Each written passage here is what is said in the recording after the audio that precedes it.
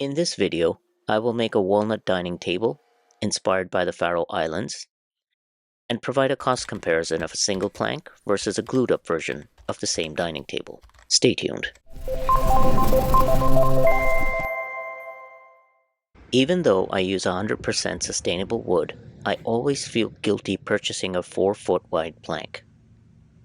I can't help it, and I feel as if I am about to deface or spoil 100 years or more of history trapped within the grain. Every time I am at the wood store, I am overwhelmed by the variety, beauty, shape, sizes, and textures of wood. My mind gets flooded with ideas, and I must try hard to filter through and untangle them. Since I started woodworking, I have invested in tools and attempted to scale up this hobby. This is not an easy and cheap thing to do, as you can witness by my extremely accurate jointer setup. This 8-inch benchtop jointer is good for flattening wider than 6-inch boards, but its fence is not reliable. I use my other 6-inch jointer to get 90 on one edge and face. This table I'm making is for my client in Ottawa, Ontario. They wanted a 6-foot by 45-inch dining table. They wanted the table to have irregular edges and include the use of jet black resin. Naturally, I figured I'd put 2 live edge slabs across from each other, dump a few gallons of jet black resin in between, and call it a day. But then I started thinking, how many 4-foot wide planks must trees provide before we finally see the beauty in the wood, rather than what we expect it to be? Let me explain. We expect to see continuous grain across the table with pools of resin here and there, or we expect to see 2 book-matched live edge slabs joined by resin. But why? Is the grain not beautiful in any board of walnut? Is the beauty in the continuity of the grain? What if I cut a strip of walnut from a white plank? Would this strip not be as beautiful? I will be grateful if you could share your thoughts on this topic down in the comments. With these questions racing through my mind, for this build I am abandoning all traditions, customs, practices such as live edge here, chamfer there, gallons of epoxy, etc. I will use 8 1/4-inch thick boards of walnut, and except for ensuring that I do not compromise the structural integrity of the table, I'm going to do whatever I like. By this I mean that the table should be built such that it accounts for seasonal wood movement, and the choice of legs and joinery sturdy enough to support the weight and the intended purpose. By the way, a 6-foot long glue up this size in a shop like mine presents additional challenges, such as clearing up space for it, making sure that I can reach all 4 corners to properly set up the clamps. Speaking of clamps, they're expensive. I was speaking with a friend of mine recently, and I mentioned that the cheapest clamps I find are pipe clamps. I usually purchase 6-foot, 3/4-inch steel pipes from the big box stores for about $12 each, and order matching Bessie pipe clamps for around $25. And for under $40, I have an extremely strong and durable clamp. Because I do not want to go the traditional route of having 2 slabs of wood joined by resin, my goal for this build is to make this dining table with irregular edges all around, an epoxy river in the middle, while not using more than 1 liter of epoxy. I'm choosing 1 liter as my target because for this size of table, 1 liter is an insignificant quantity and the cost of it is negligible. Of this 1 liter, I anticipate using around 100 ml to fill up the areas I will need to clean up. So I will be using around 900 ml for the rest of the resin river. And yes, I know, on paper this does not add up. How can I make a 6-foot long, 2-inch deep epoxy river table with less than 1 liter of epoxy? How can I have irregular edges all around if the boards I am using do not have a live edge? Well, hear me out, and let me know in the comments what you think. What makes a live edge a live edge? I know that it refers to the natural edge of the wood, but before I incorporate it into the design of my piece, I usually remove the bark, I use power tools to clean it, I ensure that any dangerous protrusions are removed, and finally I sand it. To be honest, what I end up with after this process is nothing like what the live edge was originally. I know that it still displays the sapwood layer and then the hardwood, so the look of a live edge is unique. I get that. However, what I end up with is essentially what I would call random curves. So I'm going to give this table random curves all around. Yes, even on the end grain, because why not? Secondly, must we pour gallons of resin, especially if we are going to be including an opaque dye? Sure, if I were to use clear resin, it would make sense then to have the wood separated by a solid layer of resin as deep as the wood itself to achieve that final transparent look. But if I'm using jet black resin, must I still stick to that technique? This is why for this build, I will carve out a random river approximately 1/8 of an inch deep and pour jet black resin in it. This is going to be tricky because I'm not sure if the amount required for such a river will be less than my remaining target of 900 ml, but we'll see. Recently, I visited Faroe Islands. I'm bringing it up because I was so inspired by that place that despite having all the curves planned out for this table's edges, I changed my plan entirely. I gave this table edges inspired by the natural beauty I witnessed there. I'll show you what I mean. Faroe Islands is packed full of inspiration. Wherever you glance, your senses are overpowered by the vastness and perfection. Nothing can prepare you for the full assault of these islands. I highly recommend visiting the Faroe Islands. And in no way is this video or my comments sponsored. I paid for my visit entirely out of my own pocket. So if you were surprised by my total disregard for the markings and my use of the jigsaw, well now you know why. And finally, do we need walnut dining tables? Or do we want walnut dining tables? Let me know in the comments below, but I'm convinced nobody needs a walnut dining table. If I'm right, then we should build these tables the way we want without any limitations as long as the structural integrity remains uncompromised. Because I was in uncharted waters here, I used my angle grinder to carve out the river. Yes, don't ask. I know this was not a good idea. I don't know why I didn't use my router to do this job, but oh well. I wanted to carve out symmetrical river, which, on second thought, is not at all random, which was my goal. So yes, at this point in the build, I was not thinking clearly. I'm going to add this to my lessons learned and hope that I pay more attention next time. In any case, I carved it out, filled 200 ml of resin in it, and let it cure. Once I sanded it, it didn't look right, and I decided that I needed to remove it and redo.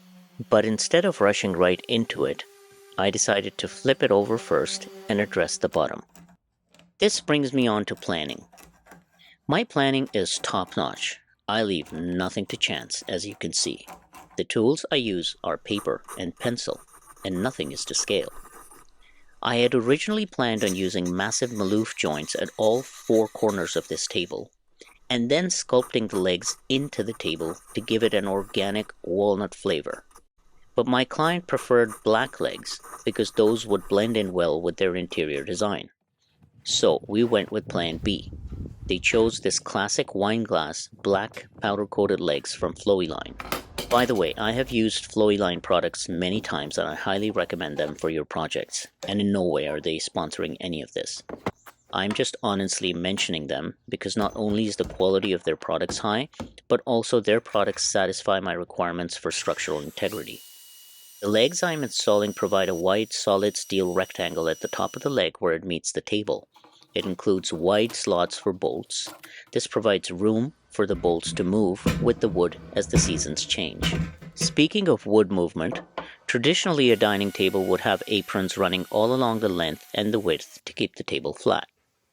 I'm installing a pair of 40-inch wide C-channels from Concept 13. It's a local Canadian company, so that's great. I mount them flush under the dining table. These C-channels allow me to do away with the traditional aprons, giving the table a sleek and elegant look. The C-channels keep the table flat. The bolts screw into the threaded inserts, and the wide slots in the C-channel provides room for the bolt to move with the seasonal wood changes. Also, I want to add that this build is not driven by my desire to reduce cost. Sure, it's true that I save money by not purchasing an expensive 4-foot wide slab, but those savings are almost entirely offset by the labor cost attached to milling, gluing, and preparing an odd number of boards together. But this approach is environmentally friendly as well, because it helps in reducing waste and recycling precious woods like walnut. This is because if I can overcome my desire and expectation of having continuous grain in my 4-foot wide dining table, then I am able to utilize wood from any tree, no matter its trunk diameter. Also, I can reuse walnut boards, perhaps from a 6-foot long piece I have built in the past. I want to take a moment and appreciate how valuable your comments have been throughout my woodworking journey on YouTube. I've been humbled by the talent on YouTube. At times when I thought I knew the best way of doing things, I found myself completely wrong and improved my method of working, all because of the comments I received from you and by watching how other YouTube woodworkers do the same thing. I'm not exaggerating at all when I say that I've learned everything about woodwork from YouTubers like Padula Studio, Blacktail Studio, Dusty Lumber, and many others. Thank you to all of you for sharing your most incredible work, skills, tips, and helping new woodworkers learn. If you think my content is interesting or feel that I am sharing valuable information, I would really appreciate it if you subscribed and like. This act of subscribing and liking translates into the YouTube algorithm pushing my content out to more viewers. This in turn will help other woodworkers like me to not only enjoy watching interesting content, but also learn, thus strengthening the woodworking community on YouTube. While I work on sanding the bottom and edges, it's a good time to talk about the cost comparison of this build versus one in which all else remains the same, but I use one 45-inch wide plank of wood. For this build, I had purchased walnut boards for approximately $800 and used all of them in this build. A plank of walnut 45 inches wide at its narrowest point would easily set me back approximately $3,500 to $4,500. And yes, this plank would most definitely be longer in length than the 6 feet I need, but I will still allocate the entire cost of the plank. I will return to the cost comparison in a bit. Once I was done with the bottom, and I had sanded it to 180, I flipped it over and started removing the river I had carved out initially. I wanted it to have a smoother look, so I first used my router to carve out the outline and then removed the material. This is where I want to add that everything looks super easy on YouTube when I'm watching other woodworkers do their thing. It's only when I'm doing the same thing, for instance hogging out material like I am here, that I realize it's quite demanding, in the sense that you must be very careful and attentive. The surface needs to be smooth and flat, or the router transfers all irregularities to the material being removed. Once that was all done, I prepared it for another pour. This time it took 360 ml to fill in the river. I also want to mention that things take a lot longer in real life than meets the eye in a YouTube video. All this makes me appreciate a well-crafted piece so much more, now that I know what it takes. At this point I had used a total of 560 ml, including the 200 ml mistake, plus the 360 ml for this new river. This left me 340 ml remaining in my 1 liter target. I had some extra resin left over from the second pour, so I used it to fill some of the finer cracks here and there. This is what you see me cleaning up here. This hairline crack has been grabbing my attention for a while now. Although I was certain it was not all the way through or any sort of concern, my OCD compelled me to do something about it. I thought I would cut it out, but that was going to be a little too extreme, so I decided on bow ties. By the way, I will be including a handy chart in the video description for your reference, in case you're interested in inlaying bow ties. This chart will provide you the perfect pair of bit and bushing for your key and its corresponding negative. Okay, so returning to our cost comparison, I'll assume I pick an average walnut plank for $3,500. So in wood cost alone, the single plank of wood would cost approximately $2,700 more. I will also allocate the cost of one trip to the professional woodworking shop, which would be able to flatten a plank that wide.